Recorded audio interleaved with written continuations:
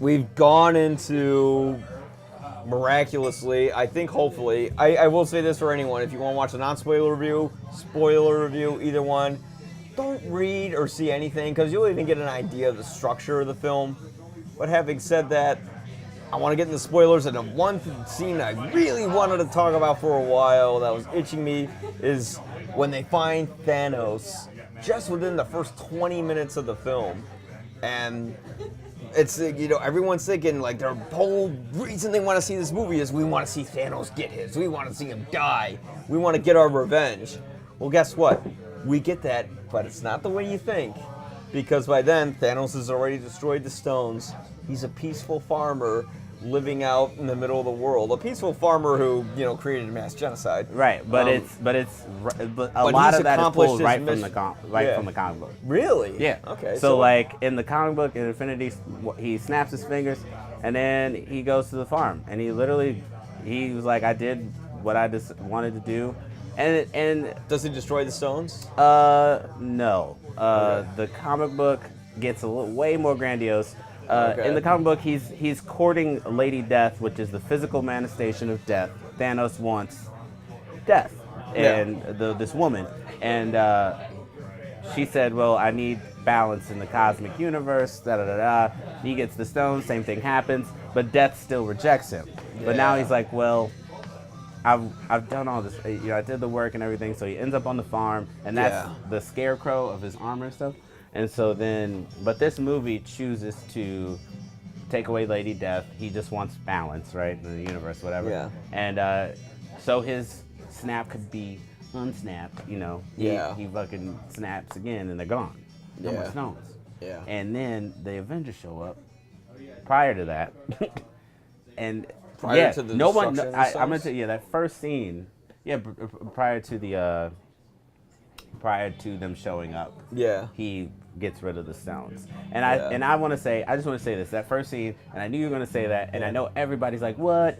But like, to me, I've been waiting for this movie for a very, very long time. So you knew it was coming. I know. You were looking at everyone else and you're like, no, I didn't know. All I could think was, if we're going to go with time travel, how are you going to get everyone on board for it? Yeah. It would have to be the only option. Yeah. It has to be the only option. It has to be the only way to fix this is something outlandish, impossible, that only a genius could figure out. Mm-hmm. Luckily, in the universe, there's one person that can. Yeah. And if he's only given that option, no other option, we can figure this out. And so, when they go to Thanos, our Thanos, the one we've grown up with, and they just wreck him so quickly, I felt that coming, but I was excited to know that my theory was confirmed. It's like you have to leave them hopeless, because what makes our heroes, they always have hope. They're hopeful that they can get Thanos, right? And that's what we were hoping as an audience. Right. And as someone who's new to this stuff, like when I saw that, I'm like that's interesting, because even I'm like, wait, we already killed Thanos? And it wasn't even a fight. He's like, I already destroyed the stones. Half his face is burnt off. Yeah, it takes a heavy toll using that. Yeah, like he's weak. Yeah. He can't fight anymore. Yep. And like halfway through his sentence, Thor aims for the head, chops it right off, and then you get the time jump. And then 5 years later. And it's very well done. Most movies do that where they say 10 years later, 5 years later. Like Dark Knight Rises tried to do some shit like that with a few months. Mm-hmm. And it was sloppy as hell. Yeah. But this movie, it really makes sense. Mm-hmm. Because this movie's showing you, okay, we got Thanos, but here's 5 years later. And where's everyone 5 years later? They're a mess. They're a mess. The cities are empty. There's no... Like, when Cap's in the support circle. And one of the Russos is actually in that scene. Oh, are they? Yeah, he's like the one who goes. I really miss the Mets. And Russo, that's Anthony Russo, and then Jim Starlin, who created Thanos. Were the Yankees still around? Yeah. What about the Yankees? You can't be a Yankees fan now, no. Now you have to be. Yeah. So he's in that support group with them. And you really get the sense of normalcy. Like that's, and I think that's one of the coolest things about the writing, about the acting, about the way it was presented, is that this isn't just a last-ditch effort by the time they get to the time travel portion. They're like, this is just normal. And then they Yeah. always explain it away. They're like, time travel, this is crazy. And then when Black Widow's like, I sent emails to a raccoon, so nothing. Marvel always knows how to inject those little jokes Yes. where, like, if you remember Age of Ultron, Yeah. what was that line Hawkeye said? Like, we're floating in the middle of the sky, there are people everywhere, there are, like, robots everywhere, I'm shooting arrows at them, none of this makes any sense. You know? Movie knows. The movie Yeah. knows, but This is- it and still plays it straight. And then because he That's has that same type of line in the first Avengers movie where Black Widow and Hawkeye are fighting. Yeah. And she's like, "This is just like Budapest." And he's like, "You and I remember Budapest very differently." And then they pay that off in the movie. Yeah. When they go to Vormir, and he's like, this is better than Budapest. And the movie just all these great scenes, but yes, right in the top of the movie, they killed Thanos. So I'm just like, I knew it. They were gonna take everything away from him. They would take every Because that's every what we were all physical hoping. option, right? We were Take- all hoping for Thanos. We were all imagining, oh, how are they gonna get Thanos? Like, he's just gonna be some guy in a farm and then they chop his head off. Nope, because the bigger mission was to bring everybody back, not just That's the what people- everyone wanted. Because Yeah. what was everyone saying? Like, where is everyone? And that movie doesn't try to hide it at all. Yeah. They're saying, look, we're gonna bring everyone back, and that's what they're gonna try and travel. I just loved how Tony Stark moved on to become a family man. And Yes. he kind of lived the life that Hawkeye lived. Yep. And we see how Hawkeye ended up becoming this. And this was Ronin is is exactly the character he becomes in one of the pretty comic- violent for a Disney Yeah. movie too. They show him like slit a guy's throat while blood spewing out of it in a Disney movie. Well, PG-13. Disney isn't gonna probably stop Marvel now. That after 5 days you made them $1.5 billion. Yeah. They're probably not gonna. Oh, and I Probably didn't mind it because you got the idea right away. You needed that violence to get the idea that he's Ronin now.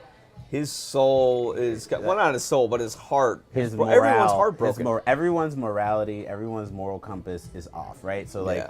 the only person that's really doesn't have one off is Captain America. You still get the sense that Cap is still trying to fight the good fight because that's all he's ever known. Because he went through his depression phase in Infinity War. Yeah. And then he is like, you know what? I went through grief already, and now I'm trying to pick myself up. He shaved the depression beard. Yep. You know. And there's just like this sense of Cap is like him and Thor have seen so much. Yeah. Like when you really on the scale of with Thor, he lost his dad, he lost his mom, he lost his brother, lost Asgard, Yeah. he lost the remaining Asgardians in Infinity War. He like literally at the end of I love how Ragnarok ends with like everyone going, Asgard isn't a place, it's an idea. We love each other. And then from frame one of Infinity War, they're all fucking dead. Like, I we guess were that's it. an idea. Yeah. And so you get this like, and you get the sense of the characters they've really been through and seen a lot. Yeah. At this point, if you're not all in to whatever this movie's about to give you, what are you doing? Which they took it a little too far with Thor. Yeah. Because, I mean, like, okay, it's yeah, a so funny let's talk joke, about that. but then it keeps going and it doesn't stop. Yeah. Which is like I when we think, run yeah. into Thor, he's like fat and bloated. He's chugging beers and playing Fortnite. Yeah, so like in some of the reviews that I've watched prior to this, someone was like, he's thick with 2 C's. He is not thick. Look at me. He is not thick with 2 C's. They put him in a fat suit. Oh And- yeah, and that's a it's fat not- suit. It's yeah. clearly a fat suit, Yeah, and it and- looked like a fat suit. And then here's the thing. Love handles, okay. Shoulders get a little bigger. I Yeah. would be okay. Like I'm okay with the him putting on some weight because he hasn't been Thor. He hasn't been Yeah. in war. I get that because Odin was a big guy, Yeah, right? but Odin was it a looked fat. like something from Shallow alpha. Hell. That's what it Right. looked like. It looked like a silly fat suit. It looked like something you would throw Real in hacky. fucking Norbit.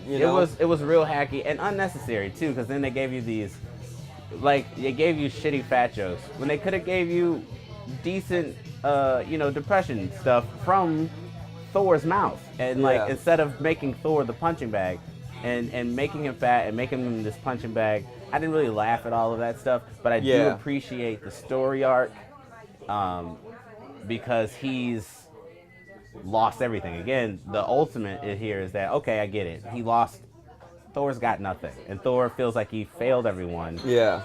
Like, because he was so close, and then in the end, he did chop off Thanos' head. You know, he says, "I aim for the head." And I think that kind But of fucked him up in the head too. Yeah, I think it was because it was such a cold-blooded thing to do. Yeah. It was like you could feel how cold-blooded it was. Yeah, because Thor doesn't just straight up kill people. Well, did he? I don't know. When he shoots lightning. No, Thor has never straight up taken like someone's life, like for the fuck sake you. of taking someone's life, because there was no other reason Yeah. to kill Thanos other than just to kill him. anger. Because he had already Grief. done what he was going to do. Yeah.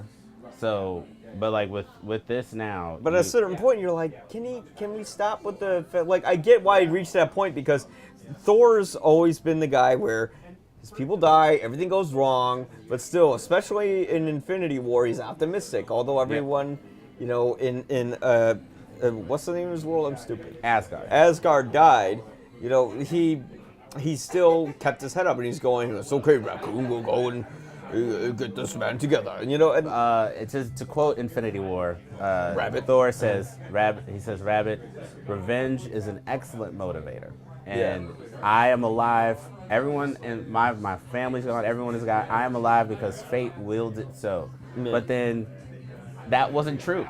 That wasn't simply because then true. when he finally got his revenge, it was it's like, well, now what do I do? Yeah, and they put him in a good place. Yeah. So, but yeah, the fat suit thing was too much. Yeah. I didn't really care for You that. would think at a certain point, Yeah. he would maybe lose some weight and become the Thor we know, but it's like, no, he looks like Jeff Lebowski Yeah. throughout like the whole film. And he's immortal. So Yeah. it's like what? it was a weird plot device. Yeah.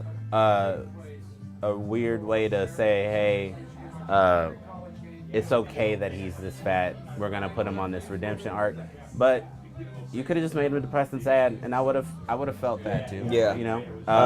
Yeah. But I think that one of my so this is my big issue, and I know it's so silly, but you know they give you the 5 years later, and then they go into this warehouse, and then when they go into the warehouse, a rat just like happens to turn on the quantum tunnel, and I was just like, that's unreal. I Like don't even remember that. Yeah. So like when Ant-Man comes out of the van.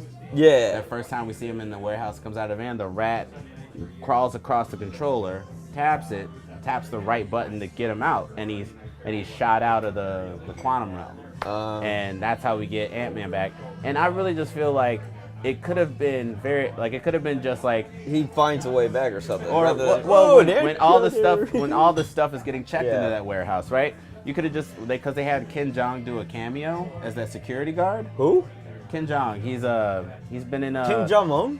No, Ken.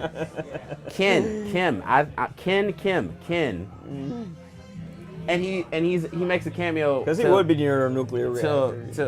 to let him out of the warehouse, right? Yeah. And you could have just had Ken Jeong messing around with the van, like as checking things in and pressing a button. Yeah. Something that makes more sense than just like this rat just happened to walk across the thing and let him out, and it just was like that was I don't know if that was lazy as much as it was like we don't want to make this a big thing. Right. But then and then let's get into time travel. Now that's that's the thing where I'm like, this. you know what? I got you, Mike. All right, Go ahead, tell me, shoot me, So- hit me, go. Time travel. I think it's a cheat movies, but it's a cheat that works. And considering in the context that Thanos died a fulfilled man and he made it impossible for everyone to use the stones like we all thought they would in order to save everyone, I didn't mind the time travel so much. But immediately when they said, we're going to use time travel, I went, oh boy. But then even they made fun of it. And they're like, well, like Back to the Future and popped out a time machine. All right, so And the second half of the movie is a heist film. yes, And they're trying to the time heist. yeah, the time heist, and they're trying to. It's like Time Cop. Yes. And they're trying to get all the Infinity Stones back, and then they go back to New York from the first movie, and They didn't go back to the Ultron. They didn't go back to incident. Ultron Because they're just like, look, we're gonna distance ourselves at least a little bit from it. Well, the Ultron film, if you really think about it, and from a writer's perspective, right? If you land them in Ultron, it's the Ultron threat. There's the Vision, right? So Vision's being created. But there's too much tumultuous things going on in that particular point. And then even Black Widow goes, guys, at one point there were 3 stones in New York, and they were like, and then that's when Professor Hulk goes, get out of Dodge, or like get out of town, and like, you know what I'm saying? And so like, because they realize that, they're like, let's go here, and we can get all 3 of them, swoop, boom, boom, boom, boom, in one felt swoop, instead of trying to go to visit every single movie. And I think also that was good that they didn't do that. Yeah. Because it could have got convoluted. Also, Ultron and it got close to being convoluted. Yeah, well, with Ultron being a living AI and learning, something tells me that would have added. That would have been a problem. Yeah. But like so the time travel is explained in the best way they can, because they enlisted a quantum physicist for this movie to kind of explain away the time travel portion as this is where we are is what is, right? So like wherever you are is what exists, that's your reality. And you can move in and out of time based on that. So like on some Rick and Morty level, I don't know if anybody watches the show, but check this out. In Rick and Morty, there's infinite timelines, infinite yous, infinite universes. You can kind of travel through all of them. You are ultimately insignificant, therefore traveling through each of those spaces. But then when the ancient one's like, hey, if you move this Infinity Stone out of my timeline, you're gonna ruin everything. And then simply explain away, but if we just use it and like put it back, I think it'll be okay. I think scientifically that works. And you think to yourself, if you go before that and change that, but then with that point, the thing that happens with Loki when they're in New Jersey. So what happened? Like, he didn't come back.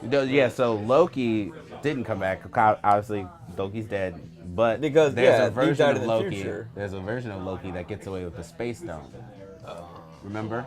Was that in the movie? Yeah, that was in Avengers Endgame. Yeah, so when they go to 2012, and Stark is in the Agents of S.H.I.E.L.D. get up, right? Yeah.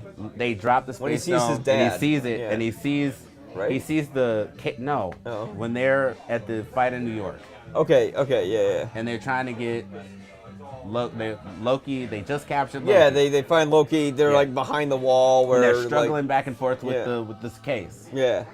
Did you see the movie? No, I'm just kidding. No, I know what scene you're talking about. Yeah. And so then the case opens up. He sees the Space Stone. He grabs it, and then whoop, it teleports out. Yeah. So there's an outlying Loki Space Stone timeline, and people are saying, "Oh, well, their Disney Plus streaming is going to handle that." I don't think that's going to happen. I think that they're going to try and reintertwine Loki back into the world somehow with that outlier, because after that they go farther back to when Tony meets his dad. Yeah. And I think the movie explains time travel enough to where it doesn't get convoluted. Yeah. And it just says, this is our story. This is the timeline. These are the characters we're going to follow. All those other realities that may potentially happen, we're not focused on them. These are the 6 original Avengers that you grew up and loved. Yeah. And don't worry about all the other outcomes. Be here with this story. Be here with us. Yeah. The nice thing is they did come from a place. Now quantum theory is something where you can play with it. You can do whatever you want with it, and I was kind of following what you were saying. It's very complicated, but at least it came from a place of logic and not just tacky. Yeah, not time just travel. Back to the Future and Hot Tub Time Machine or Bill and Ted's Excellent Adventure. Because it could be argued, well, if certain characters die in the movie, then why don't they just go back in time and save them? All right, are we going to do that then? Yeah, We're gonna talk about that right now. Are you ready to do this? Yeah, let's talk about it. So let's say, well, we don't have to say who, but we'll talk about it anyways. But let's say a certain character in this movie dies. This is a spoiler review, right? Yes, we're in spoil. We've already spoiled shit. Say it. All right, so first death. Oh, you mean between the two disposable characters? Yeah, I don't find them disposable. But everyone else does. That's the problem. Everybody sees them as disposable because they don't have any But that's why powers. they were on the mountain. That's why. Okay, we're talking about. You remember the mountain from Avengers: Infinity War, where you have to give away something that you love. The Soul a soul Stone. for a soul. A soul for a soul. A Yeah. soul for a soul. And So- that's in Vormir. Yeah, and it's in Vormir, and you had Hugo Weaving there, and the Red Skull as the celestial stalker, the celestial Yeah. walker, who's Yeah. the protector of the Soul Stone. So you have Black Widow and you have Hawkeye standing there together. Yeah. And it's like these are the two characters that have the least powers, and if you were to kill someone where people won't get upset, you can go with one of them. I think that people would and get they're literally fighting over each other as to who's going to go off the cliff, and then one of them finally dies. Yeah. So why can't you go back in time and then save Black Widow who died? Because in this timeline, you couldn't do that. The Soul Stone doesn't work that way. The Soul Stone does not activate if you are not willing to risk the thing you love the most. Well, I mean, after everything happened, You and after cannot bring her back. The same way you couldn't bring back Gamora. You have to risk a soul to activate the Soul Stone. To get it, you have to risk it. So Gamora's You can't dead and trick Black the Widow's Soul dead. Stone. Right. You can't But trick they are it. making a Black Widow movie. Yeah, so here's that my a thing prequel? about it may not be. I think that one of these other characters is going to pay homage to her, and we're going to get like a new Black Widow. That's what I think. Because originally Black Widow was a school, and like they created Man, that more sucks than for one. Scarlett Johansson. Like, hey, Yeah. thanks for being in these movies for 10 years, but we're gonna have someone else play I don't your role. really- Like, see- what the fuck? But see, like I don't see that as a bad send off to the character. Without her, No, just it for just- Scarlett Johansson's contract. Oh, I mean, for I her thi- work. well, I think her role was to, without her, you don't get Yeah. the Soul Stone, and that was you don't get. Yeah. You don't win without her making that You sacrifice. need to make a sacrifice, and, And- that's why it's the way it works. People die and she, because and they really hit it home. Like this was her family. She had nothing else. She Yeah. found out on that rock what her dad's name was. Yeah. And so like, and then I want to see it again because I feel like he called her by her actual name because Natasha Romanoff is her Black Widow name, not her actual name. So it's check probably that like out. Brittany or some shit. I think it's before we started filming, like I said, I saw it Yeah. again, Yeah. and I'm almost certain he said Alicia. Oh, I feel okay, like okay. Red Skull said Alicia or like Felicia. Okay. It's your decision, and I was Yeah. just like, whoa, did he just call her by her real Oh, name? shit. And like, whoa, like right, and so like when they're having that talk on the rock, and like I just found out my dad's name is Ivan, like, and she was just like, yeah, the whole thing is like, there's a lot being put upon her. It's like purgatory. But she knows what her family is. She Yeah. knows that she wants to see her family succeed. It's such a like her way of being like a mother to her friends, her matriarch And- position, and she did everything she could. And she, in the end, without her, we don't get there. And and they talk about it throughout the rest of the film. And Hawkeye, By the end of the had film, the opportunity to Say goodbye. be a father Yeah. to his family. Yep. So And yeah, you think Hawkeye's got a whole family that's going to Yeah. come back. You want Hawkeye to be reunited. A too lot bad of for people. Tony Stark. Yeah, but Yeah. And so like so then the other big one is Tony. And Yeah. if you Robert Downey Jr. I think Yeah. he's been a great sport throughout all this, but I think he kind of wanted to, finish these movies up, and I Yeah. can't blame him. Yeah, I mean, You know? the thing about telling a true story about a comic book is the characters do have to die because they're mortal. Yeah. I mean, like, and if we want to continue enjoying these stories, there has to be a transition. Yeah. And we have to let them go, and we have to close the book on a lot of them, and we hope that we do them justice. And I absolutely 100% believe that this is the perfect send-off for Iron Man, for Robert Downey Jr. You even get like closure for like Spider-Man from him, and like just everybody. When he hugged him. When he's Oh, like, that man. was emotional. I mean, here's the thing. Yeah. Tom Holland knows how to. I could be hiding an emotion in a house down a block on another planet, and Tom Holland's acting would find it and pull it and bring it back to me and be like, "Oh, these are the tears you left on some other world that I found for you for this moment because When Tobey Maguire cries, we laugh. when Tobey Maguire cries, he becomes a meme. And Yeah, when, yeah. When Tom Holland cries, it Yeah. comes from somewhere. it comes from somewhere and also becomes a meme. But the but more of feel- a meaningful meme. Yes. And but like that moment, Mr. Stark, it shows such when he calls him Mr. Stark, you can feel that respect and that love and that adoration and admirability, that factor that he has for him. Yeah. And it was such a closure to the character and the loss that he's experiencing. So I'm really excited for Far From Home. Just go ahead and get that out now to see how they wrap it all up, because that movie's actually still part of this phase. Yeah. Well, and the wonderful thing is that the way this spells out the character's strengths and flaws is inherent in their deaths. Yep. Because Hawkeye and Black Widow both care for each other, right? But I guess in the end, Black Widow, I don't know, neither of them are selfless or selfish. Anyways, I'm getting distracted. What I loved is with Iron Man, he is the first Avenger to kind of bring them together outside of Nick Fury, who brought them together. Outside of Captain America. The first I'm Avenger, sorry, the literal movies. But but here's the flaw with Captain America, unlike Iron Man. Iron Man's the first guy where his character flaw is he has a big inflated ego. You know, he's kind of a douchebag. But he is the first guy to take a bullet for you. And he will let go of things from his past in order to do what is necessary. Now, Captain America, on the other hand, he can't let go of things from his past. So at the very end, when he goes through the time machine, where he's supposed to come back in 5 seconds, but then he lives out the rest of his life with Agent Peggy Carter, and he comes back as an old man. Mm-hmm. That's the difference between Tony and Captain America, because Tony could let go of his family for the greater good. I don't think Captain America could. Yeah, And I think that's so human about them, and that's so wonderfully written. Yeah, by this point in the movie, by this point in Endgame, you realize that Tony's more of a pragmatic, good, chaotic, neutral at times. Yeah. And just like he wants to do the right thing now because he's seen firsthand since first Iron Man. That was the whole reason he became Iron Man.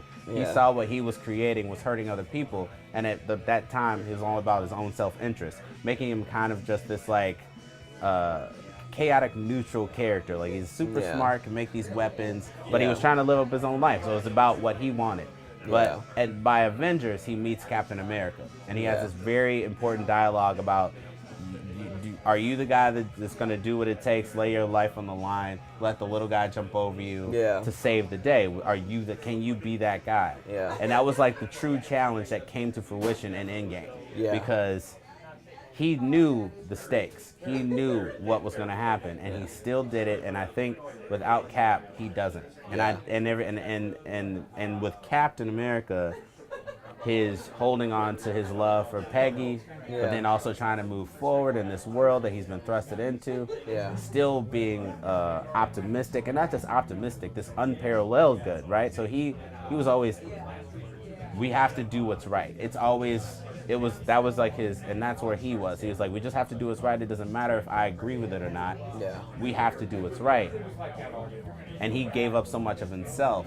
Yeah. And Tony told him, you should live a little bit. Yeah. You should, and because Tony passed away in this movie. Yeah. See, Tony was Cap thinking, was like, Cap really listened to those words finally. in the end, Tony was more selfless than Captain America. Because I don't know if Captain America would say, go live your life. He'd say, I know you have a family, but we got to save the world. Right.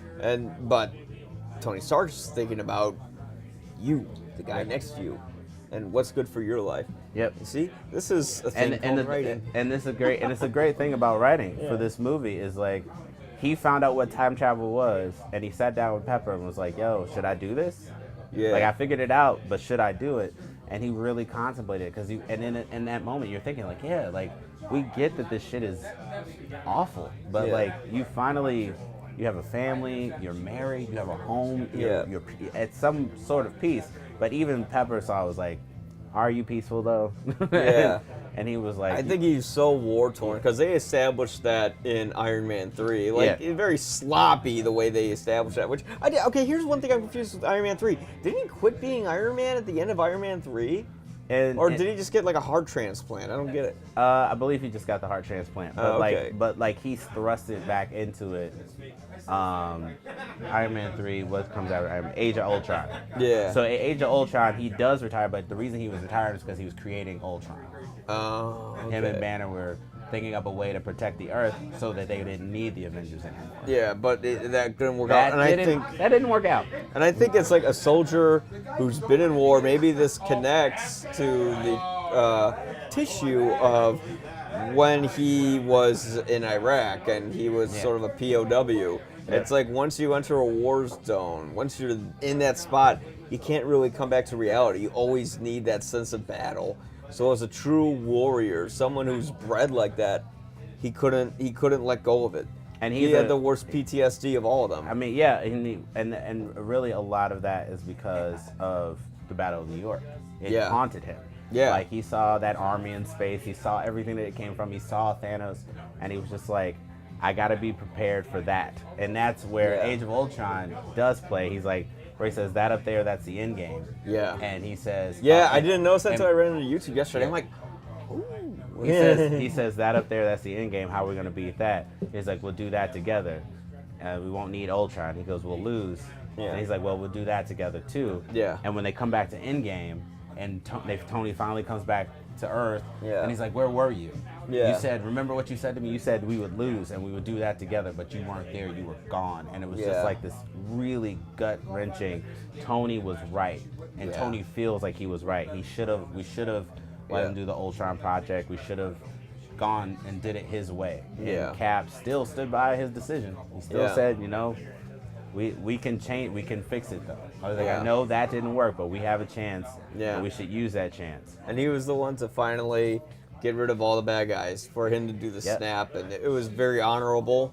It was a great sort of single shot, focusing on all the characters as they're putting him to rest at sea. Did they cremate him, or did they? I think they might have cremated him, but like So we can can we talk about favorite shots? Favorite shots, favorite moments. Ooh, this is easy for me because Captain America is my favorite. Yeah. That hammer.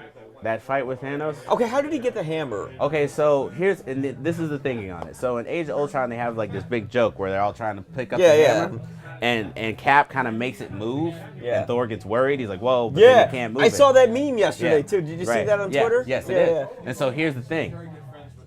That was before he had told Tony what he knew about his parents. That he knew Winter Soldier killed his parents. He had known that, and he was keeping that dark secret. That because of that dark secret made him not worthy to pick it up. Yeah. So once Civil War happened, and he told Tony, now he's free and clear, and he doesn't have any, and he's his truest self. So now he's worthy to pick up that hammer. He's worthy to pick it up because Cap is outside of that, Cap was worthy. Wait, he was worthy of picking up the hammer because he knew that his friend killed... No, he wasn't worthy because he had a dark secret. He was keeping secrets. And now that he let go of the secret... Yeah.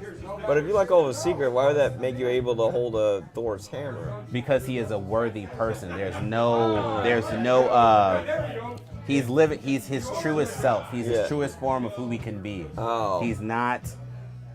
he doesn't lie anymore about who he is. He's not trying to protect he's not trying to protect his friend's feelings. Yeah. He's being his most honest self. He kind of realizes, you know what? In some ways, I am selfish, and that's okay. No, he was selfish because he knew it would hurt Tony. Yeah. But that's not for him to choose, making him unworthy to pick up the hammer. Yeah. But now that Tony knew that, symbolic. The symbolism was that he can pick it up because in Age of Ultron, he moved it. Everybody saw it. Oh yeah, even Thor looked like his face kind of went like, "That's mine. What are you doing?" Fuck? Yeah, and then, when Thor, you find out that Thor, even in all his thickness, quote unquote, well, we won't revisit that.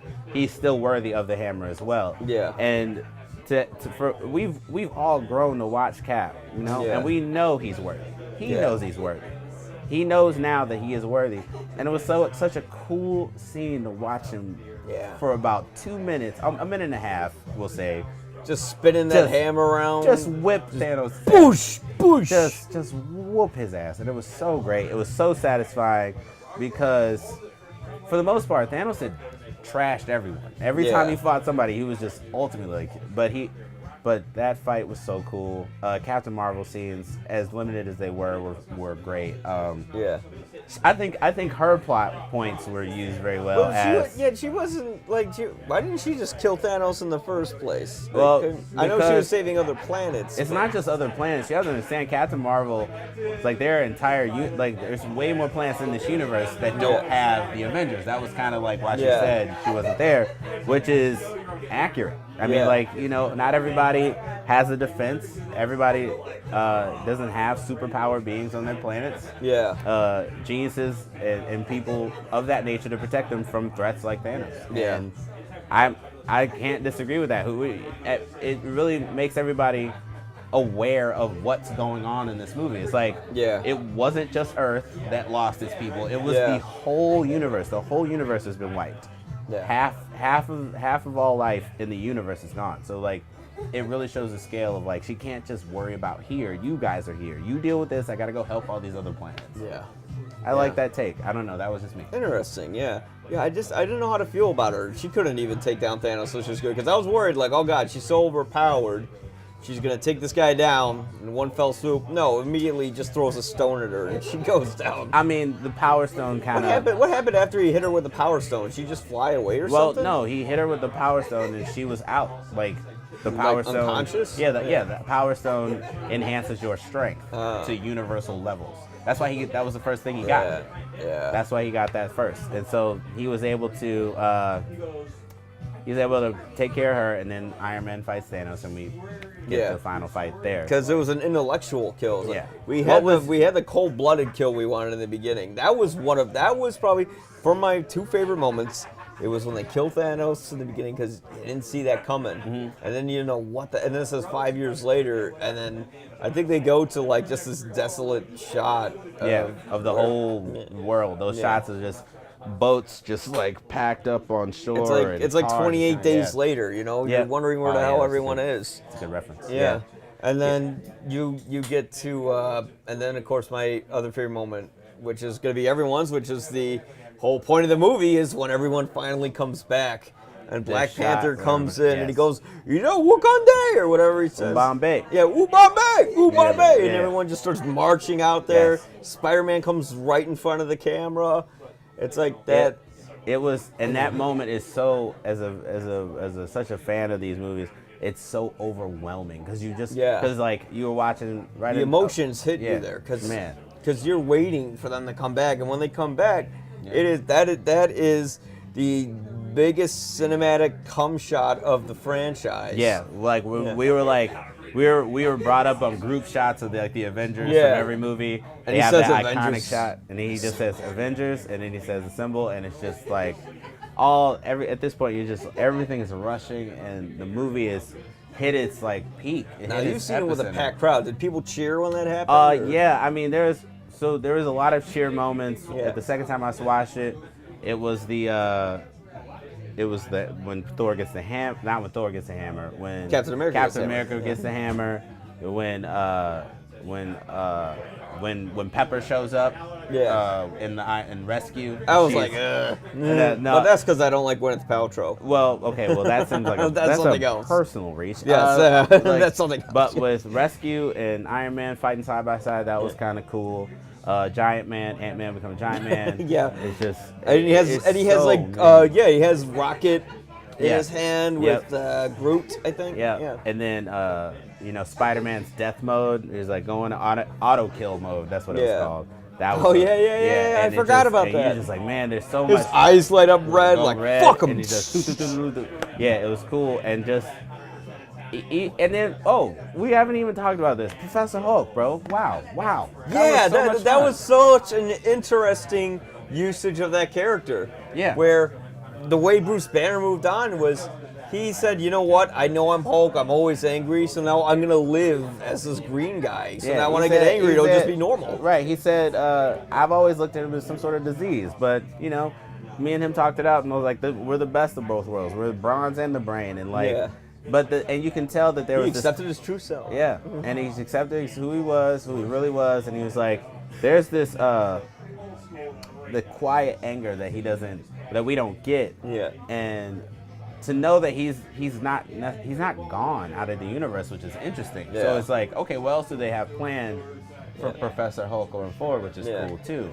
But I really, really, really liked what they did with Professor Hulk. He was super funny. Is that a comic book character, Professor Yeah, Hulk? so Professor Hulk is right out of the comic books. It's the most actualized version of Hulk and Bruce Banner. Yeah. And he learns all these other really dope powers between understanding his gamma radiation and understanding who he is.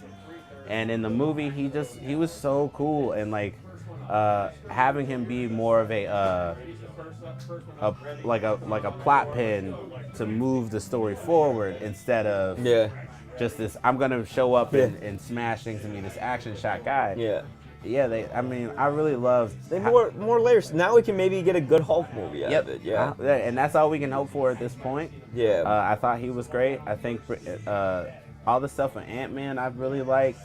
The thing I like about him What is was your thing about Ant-Man that you said was bothering you earlier? The thing about Ant-Man that bothered me was, like I said, the rat thing. Like, if you go back and watch it again, you'll see there's a rat, and the rat goes across the thing, and it presses it, and it pops him out of the quantum realm, and that's how we get him back, and I really think that was weak. You could have did lazy. 900 things, other things, like, you could have at least had a human being curious and pressing the buttons on the thing. What is this weird thing? I look like I could sell it. And you have some good banter there, too. Right. Yeah, of course. Yeah.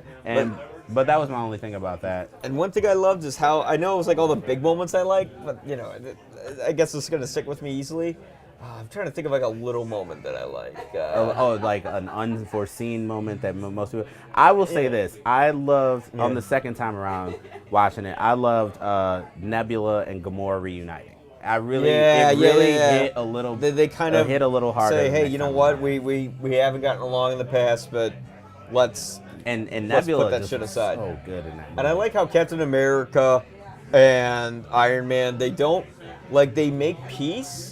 But it's not like genuinely like, you're my brother, I love you, I'm sorry this happened. It's like there's always shit. That shit's always going to exist. And they don't have some, big soft moment between the two. Yeah, but the thing is, like, the stakes are so high. Yeah. At this point, you can't let the pettiness get in the way. Yeah. And but it's still underneath. Right. And they never let that shit go. And I like that. I think that it does play a point in the movie. And obviously their relationship is right at the peak, but it was such a great film. But like I said, I loved Nebula. I think watching Nebula become less robotic and more adjusted and more synthetic and more organic. Organic, synthetic, right? So bad. And she just became just a great character in it, and I think that we are going to see a lot more of her in Guardians of the Galaxy 3. Directed by James Gunn. And then also the other thing, I was right, Gamora isn't coming back. The Gamora we got is a different one entirely. And like I said, that's not bringing her back. Did she come back to the present? Because I swear I saw her and then she was gone. And what happened to Gamora? I think she might have just, I think... The other part about this, the other part that I love about this movie is it's setting in place the next phase. It really is. Like, what happened to Gamora, and what does Spider-Man do from here? What does Thor do from here? What does Cap do? Yeah. And then you get all those. It's not just about the assembly movies anymore. And then you get all those plot lines ended. And now you go, okay, so what does Sam do? Falcon. What does Soldier do? We have a new Captain America. Yep. And it's not a white dude, and that's awesome. So that's just like the comics. So in the comic books, they've moved. Captain Falcon is Captain America in the comic books at one point, and it's a very important moment. And that moment is so cool in that too. Yeah, I'm such a big fan of that choice, and so here we are, ready to move into Phase 4. But we're gonna get Far From Home first with Spider-Man, so we're gonna get a little more residual. We're not gonna get another. Are we gonna get like a new Avengers Assembly? So Phase 4 is gonna focus on like Captain Marvel and the Guardians of the Galaxy and like a few other characters like Ant-Man and a few others that they're still available. Doctor Strange is another Black Panther. We are gonna get another Avengers film. But there's gonna be a different Avengers. We're gonna. It's just not the original OG have moved on and they're done. And we're moving on with this new cast. I thought that was such a sweet ending though, where you know, the movie doesn't end on this big, oh God, you know what shot it reminds me of? And this is a horrible comparison, but this is done right. It ends on the same shot as Spider-Man 3, where Spider-Man's dancing with Mary Jane. Yeah. But in this one, it works because it ends on a very somber, singular shot bittersweet shot of Steve Rogers dancing with Peggy Carter. Peggy Carter, and finally being happy. And it really is. The guy finally was he a virgin all those years? Jesus Christ, he's got a nut. You know, and that's the thing. Like they really say, like this is all he ever wanted. If you had to put a gun to my head about it, I don't think Cap is a virgin. Because he did get time with Peggy, right? He didn't ever, like, there's a lot of off-screen stuff that we could totally make up. Yeah, they went out to bars and stuff after because they went on a ton of missions, shut down a bunch of, like, Nazi I thought you were going to say something else. Well, never mind. But he had ample opportunity, and I think he took care of it. It's just he knew she was the one, and he waited for her for a while until Civil War, and then tried to get with her niece. Oh yeah. I wonder how that conversation went down. You think he came back as an old man because he like brought it up and then she just fucking. I think he left that part out. That's why he didn't come back with that hammer. She like, fucked up all his shit with it. Yeah. She like just took his car. She's like, I'm worthy now. Just. But I think that was it's like one of those cars with the horns that go. Because yeah. But I think that's an important key part of the way he was created. So it's like he's like the serum is supposed to amplify all the things in you. So if you're a really good person, it amplifies that. If you're really passionate, and he was a good person before any of that. In Captain America: First Avenger, when they were in training, he's like, "How do we know this guy's got it?" And he's like, "Grenade." And the guy, and Tommy Lee Jones, who plays the general, I ain't gonna kiss you. He throws the grenade on the ground. Everybody else runs, and Steve Rogers jumps on it. That is the type of person he was before the serum. Yeah. And so we get this unparalleled good of Captain America. And him waiting for Peggy Carter seems like perfectly fine because he's this unparalleled good. Yeah. Like that's why he can wait. That's why he always looks towards purpose. Why didn't he bring her to the future with him? I don't think he wanted to overwhelm anyone that may have had Peggy Carter in their life, right? Yeah. So like we have to understand that Peggy was the director of S.H.I.E.L.D. for a while there. So like whoever was tethered or attached to her or knew of her would be like, how is she alive? I'm almost certain we watched her die. Yeah. So you can't, again, it goes back to the infinite timelines, infinite universes. Yeah. How one move by our selves doesn't affect anything, but moving cosmic entities like the time stones out of whack. It's the fifth dimension theory that they had in Interstellar, where you could go in between in any point of time of your life, right, and just kind of walk in and out. Yeah, because you are you, and like they actually give a good representation of that about entanglement and consciousness. When Thanos reads Nebula's thoughts, and they're like her system files are entangled with this other consciousness, and it's very important to understand that distinction. Consciousness is separate, right? Because everybody's different. So Nebula from 2014 is not the consciousness from the one that we know. Yeah, and that's why they're saying that's why she was able to kill herself, quote unquote, because she's not herself. I think I've had so much Avengers to talk about. It's been beautiful, man. It's been wonderful. You're looking... And now I got to see something else. Okay. Yeah, I mean, it's time, man. Yeah. It's time. I'm looking forward to Far From Home. Bring me back for that. I love it. This is my face for Bring Me Back. Please, please. Man, someone like Spider-Man. I love Marvel, man. Yeah, I wonder if everyone who came back from Earth, did they all come back through the portal and they all knew shit happened, like outside of like, the Avengers and shit? I think that everybody that came back, Doctor Strange was like, listen, you know, we gotta go. There's one more thing we gotta do before we. I'm not talking about like the Avengers. I'm just talking about like regular people that like came back.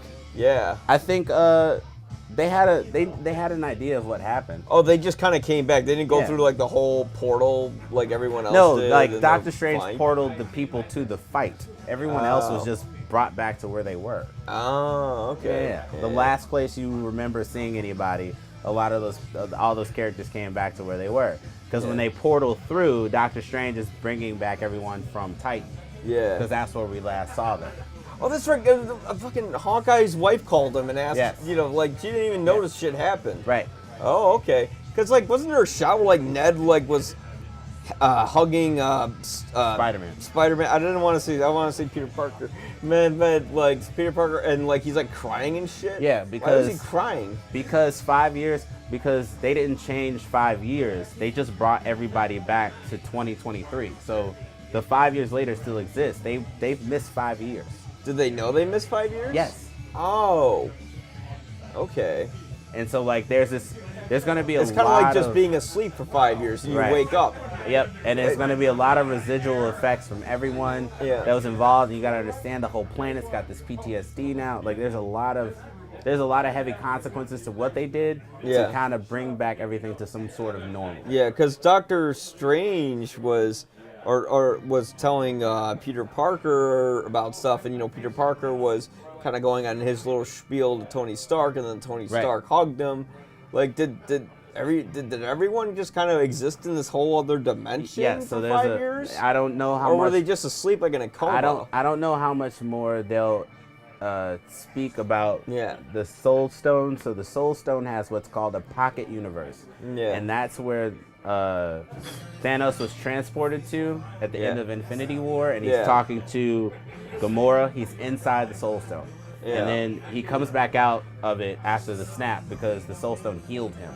And so, like, after he used it again to get rid of the stones, instead of going inside the Soul Stone to heal himself from that, it damn near killed him. So the Soul Stone has, like, a whole universe that keeps everyone... So they were in that other universe for a period of time. Yeah, because I don't remember. What did Hawkeye's wife say to him on the phone when she called him? I don't remember what she said, but I just remember him picking up the phone and that frumpy face he made. Just like, Jeremy Renner's great. It's just his cry face is uncomfortable. He has Tobey Maguire cry face. Yeah.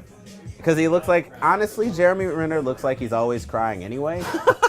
He does. Like he always. No, he always looks like he's gonna fucking. He looks like Jeremy Renner kind of has a psycho look face. Yeah. Where he looks like he'll stab you to death while he's crying. Like, you're making me do this. Yeah. But yeah, I just think it was a great closer to a living, walking graphic novel. Yeah. Yeah. So. Like, beautiful. Yeah, I couldn't ask for more. Again, 3.5 stars. This spoiler review has been brought to you by. Well, you'll probably agree.com, and thank you to Galway Bay at 500 West Diversity Parkway in Chicago, Illinois. They the shit. You know where the Cubs play? They're pretty close to there. Pretty close by here. You ever heard of a baseball team? Yeah, if you like Chicago comics, a lot of them hang out down here at night. Yep. And there's lots of stuff to do here. You get some popcorn. We got some old school video games here. Yeah. This is just a free advertisement for Galway Bay. Yeah, plugging. Here come them plugs, y'all. Yeah, here come them plugs. All right. Having said that, thank you so much. That has been our spoiler discussion of Avengers Endgame. Endgame. I'm totally qualified to talk about movies. And then here's the last. Can I end it? Yeah. 'Cause I got the best part of the journey is the end. And on that note, you'll probably agree.